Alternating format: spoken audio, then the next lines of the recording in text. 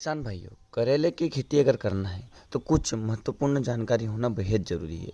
जैसे कि भूमि, खेत की जुताई, मेड़ बनाना, किस्म कौन सी लेना है, उपचार क्या करना है, बुवाई का तरीका, दूरी कितनी रहनी चाहिए, सिंचाई हो गया हमारा, खाद उर्वरक, रासायनिक खाद हो गई या फिर ऑर्गेनिक खाद हो गई, कीट का रोग का नियंत्रण, कटाई कब होना है, उपज कितनी आएगी, लाभ कितना होगा।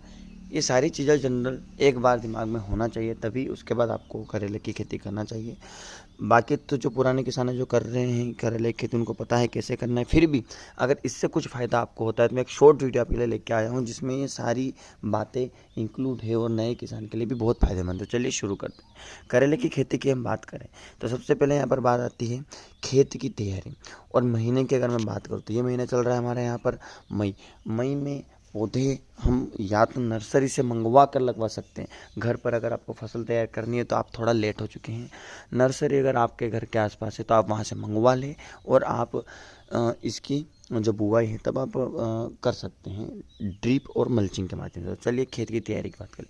भूमि, सबसे अच्छी बात कि करेले की खेती वहीं की जानी चाहिए जहाँ पर जल का निकास ज़्यादा हो, क्योंकि अगर एक जगह पानी इकट्ठा हो गया तो वहाँ पर वायरस आने की जो अधिकता है वो बढ़ जाएगी। वायरस आने के चांस जो रहते हैं वहाँ पर बढ़ जाएंगे। इसलिए पानी हमारी अगर मिट्टी में से निकल कर जा रहा है तो ऐसी जगह ही करेले के लिए सबसे सही रहती है।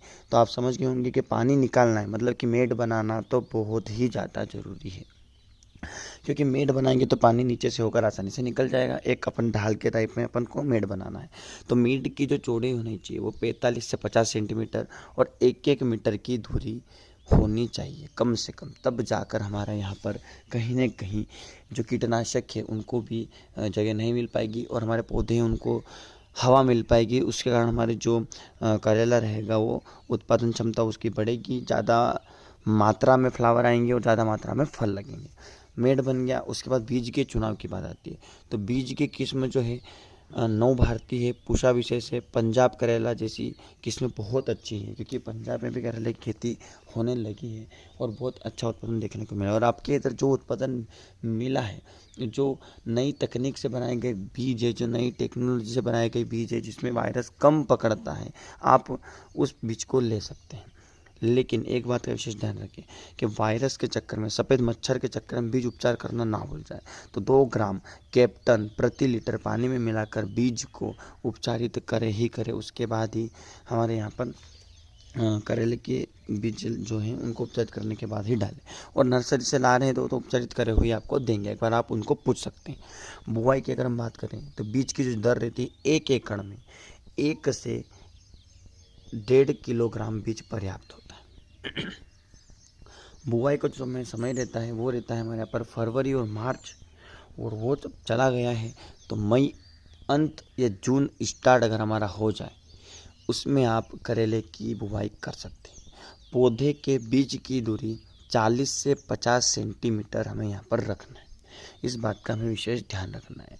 और जैसे ही हम ये करेले की बुवाई कर देते हैं, गोबर की खाद डालना ना भूले, क्योंकि वही जो है उसको उत्पादन क्षमता हमारी बढ़ाएगी। क्योंकि अब शुरुआत हो चुकी है, इस बार भी गर्मी ज़्यादा नहीं पड़ी है, पानी ज़्यादा गिरा है, इसलिए हमें यहाँ पर उसकी उर्वरक क्षमता को बढ़ाना पड़ेगा।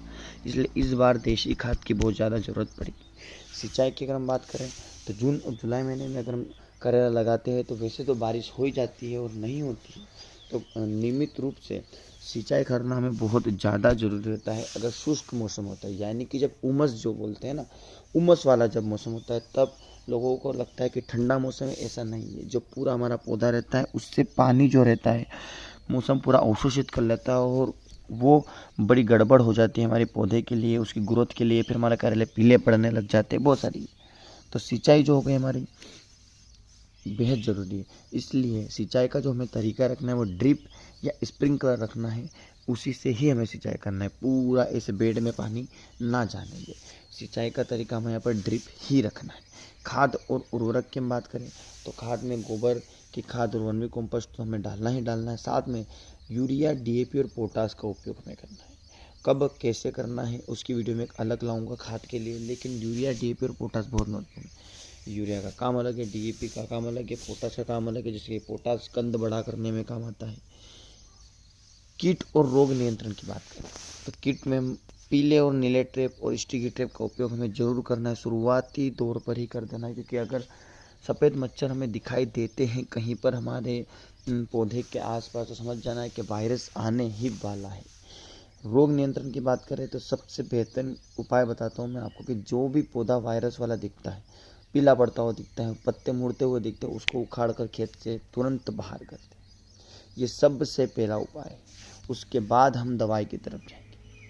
और कटाई की अगर हम बात करें तो कटाई में आता है 50 से 60 दिनों के बीच में उसकी कटाई के लिए तैयार हो जाते हैं। और हल्के हाथों से ही करेले को तोड़ना है ताकि उसकी जो उपज है उसमें नुकसान ना हो आने वाले नए फूल के लिए। तो ये चीज़ें हो गई। अब वायरस की दवाई की अगर बात साथ में कर ले तो एक्चुअल में तो वायरस की कोई दवाई है ही नहीं, लेकिन उसके बाद भी करेले में उसको वायरस को प्रभावित करने के लिए, मच्छर को प्रभावित करने के लिए आप नीम का तेल उपयोग में करें। सबसे पहले नीम का तेल हमें ज़रूर उपयोग में करना है। नीम का तेल आपको ऑनलाइन मिल जाएगा, कहीं भी मेडिकल शॉप पे मिल जाएगा, डाबर का आता है, उसका छिड़काव हम करते रहे। और छिड़काव नहीं करना है तो ड्रिप के माध्यम से उसको पतला करके दे, और वो भी नहीं करना है तो नीम के पत्ते तोड़े, उसको रात भर गलाए और उसके पानी का आप डेंचिंग करवा दें। और रासायनिक की तरफ हम जाए तो डाईमेथोएट 30C या फिर इमिडाक्लोप्रिड 200 SL का भी छिड़काव किया जा सकता है। और एक बात पक्का का AI भी वायरस में काम आता है, PI का कफन भी में आता है, तो आप इनका उपयोग भी कर एक बार आप देख सकते हैं। तो आज की वीडियो में इतना ही था, मिलते हैं अगली वीडियो में पूरी खाद की जानकारी के साथ।